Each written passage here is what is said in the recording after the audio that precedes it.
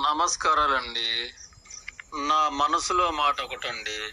అదేమంటే, పెద్దలను సేవించు, చట్టాన్ని గౌరవించు, దైవాన్ని పూజించు, ధర్మాన్ని రక్షించు.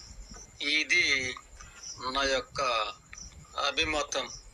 ఇది కొందరు సరే అన్నా మరికొందరు హేళన చేస్తారు. కానీ పెద్దలు ఎవరైనా సరే వారిలో తల్లిదండ్రులను చూసుకొని చేయూతనివ్వడము, వీలైతే ఇంకేదైనా సహాయం చేయడము, ఆ విధంగా వారి యొక్క ఆశీర్వాదనలు పొందగలగాలి.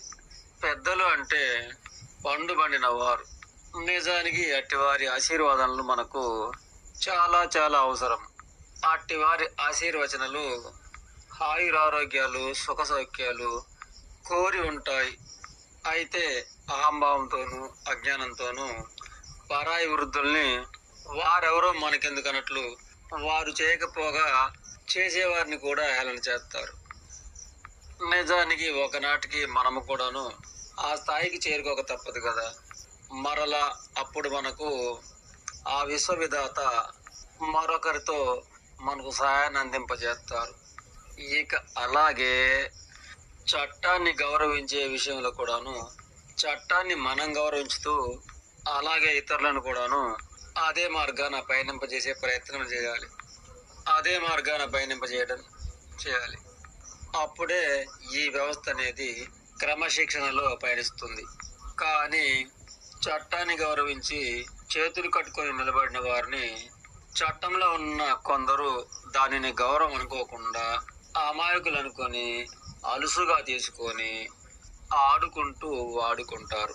ఇక అలా కాక నాయకుల పేరు చెప్పో లంచాలిచ్చో భయపెడితే మాత్రం సారు అంటూ సల్యూట్ కొడతారు.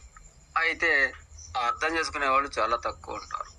ఇక అలాగే దైవాన్ని పూజించే విషయానికి వస్తే బొమ్మలకు దండాలు పెట్టడాలు, మోస బాబాలకు కాళ్ళు పడడాలు, అధోగతి ఆచారాన్ని ఆచరిస్తూ ఇల్లు వల్లు గుల్ల చేసి కానుకల రూపాన్ని ఆడబెడుతూ ఇలా చేయకపోతే అరిష్టమేమో అనుకొని ఆ విధంగా అధోగతి పాలు కాకూడదు. అలా కాక ఏకంగా ఆత్మలో ఈ అనంత విశ్వానికి ఉన్న అధిపతిని ఆత్మలో స్మరించుకోగలిగితే అదే నిజమైన దైవ పూజ. ఈ నిజం అనేది అందరికీ తెలియడం అనేది అసాధ్యం.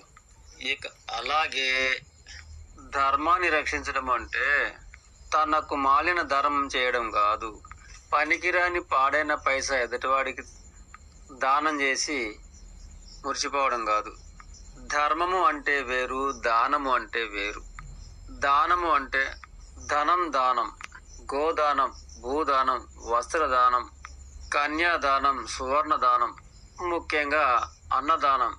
ఇలా మనది అయిన సొమ్మును ఇతరులకు సొంత లాభం కొంత మాని పొరుగు వారికి తోడుపడవి అన్నట్లు పూర్తిగా నీ నోటికాడిది కాకుండా నువ్వు తినే దాంట్లో ఒక పట్టెడు ముద్ద.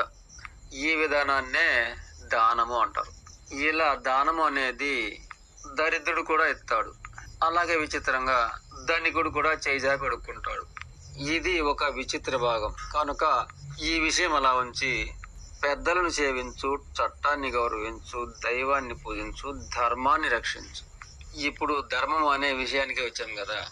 ధర్మము అంటే పాపాలు, పుణ్యాలు, న్యాయాలు, అన్యాయాలు, తప్పులు, ఒప్పులు, శత్రులు, మిత్రులు, పాపాలు, పుణ్యాలు, ప్రేమలు, పగలు, అబద్ధాలు, నిజాలు, ఈ విధంగా ధర్మ అధర్మాలు అనేవి లోకాన ఈ రెండు కూడాను ప్రతినిత్యము మన మానవులతో ఆడుకుంటూ ఉంటాయి. అయితే అధర్మాన్ని వదిలేసి ధర్మ మార్గాలనే ఆచరించాలి. అప్పుడే ధర్మం అనేది రక్షింపబడుతుంది. ఇక దాని ద్వారానే అదే మనం కూడా రక్షిస్తుంది. అందుకే పెద్దలు అన్నారు, ధర్మో రక్షతి రక్షితః అని మనకు వివరించారు. కనుక వృద్ధులను హేళన చేయకుండా సేవించాలి. అలాగే చట్టంలో కొందరు తేడా వాళ్ళు ఉన్నా సరే మనము చట్టాన్నే దృష్టిలో ఉంచుకొని దాని ముందు తల వంచి గౌరవించాలి. అలాగే దైవం అనేది కూడాను అన్ని మతాలలోనూ కూడా ఒకే దైవం ఉంటుంది.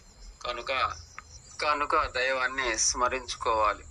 ఇక అలాగే అధర్మానికి దూరంగాను ధర్మానికి దగ్గరగాను ఇది మానవుడు నేర్చుకోవాల్సిన లక్షణాలు. ఇందులో ఏమైనా తప్పు ఉంటే క్షమించండి.